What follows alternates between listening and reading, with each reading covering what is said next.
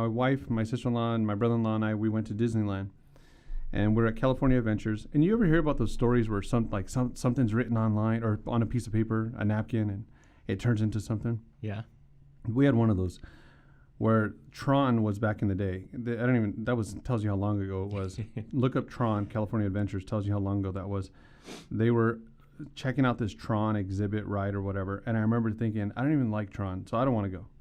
I'm going to just sit here. And I was always thinking about business stuff. So it was really hard for me to engage really with anything because I was always distant. My wife was my mistress, and my business was my first love. And she knows that. I've been with my wife since we were 15 years old, and she knew that. And that's not the case anymore. But when you're an entrepreneur trying to grow something, it literally does take over your life. You become obsessed. You become obsessed with it. So they were doing their thing, and I was there chilling, just thinking. And I had a pen on me, put my pen right here, but I used to always carry a pen on my shirt like this. So I walked up to one of the beer carts, and I actually asked the guy, hey, you mind if I grab a couple of these napkins? He's like, yeah, man, go ahead. And I started writing, and I wrote 5.5-hour class, Facebook training, video training, YouTube. And I even wrote the name, Social Media Summit. That was on a Sunday. Monday morning, Matt and I have a training in Moreno Valley at a Coldwell Banker office. Matt and I drove together. We did every event together back in the day. And at the time, I was the one doing the trainings, and he was more like helping me. And this was before Matt became the speaker that he is today. And I said, Matt, I got an idea. I'm going to try to sell something, but I don't really even know what I'm going to sell, but I have an idea for it, but I can't explain it to you. I'm going to try to put it together. And he's like, all right, he's whatever, man, whatever you think is good.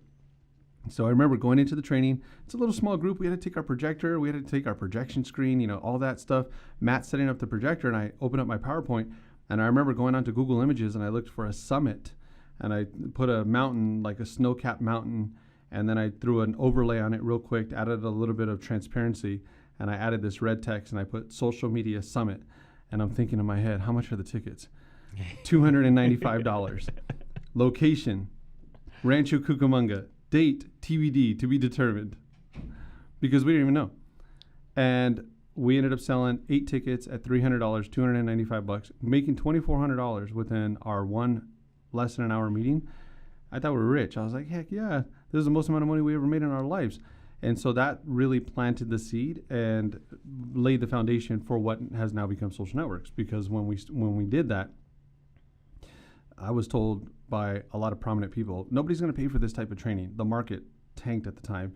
Agents don't have money. And I even had some of the big notable organizations that all real estate agents are a part of saying, nobody's going to buy your tickets, just like heads up. Or we're just forewarning you. Hey, we like you. We just want you to know. And our very first class was in the city of Rancho Cucamonga, and we had like 70-some tickets. We had 70-some tickets sold at $300 a pop. Wow. And when I say it was like the who's who of real estate, if you're a player, you happen to be in that event in our local market, and that got a lot of people's attention. And we ended up parlaying that into getting a contract with the California Association of Realtors, providing the training education for them for CAR,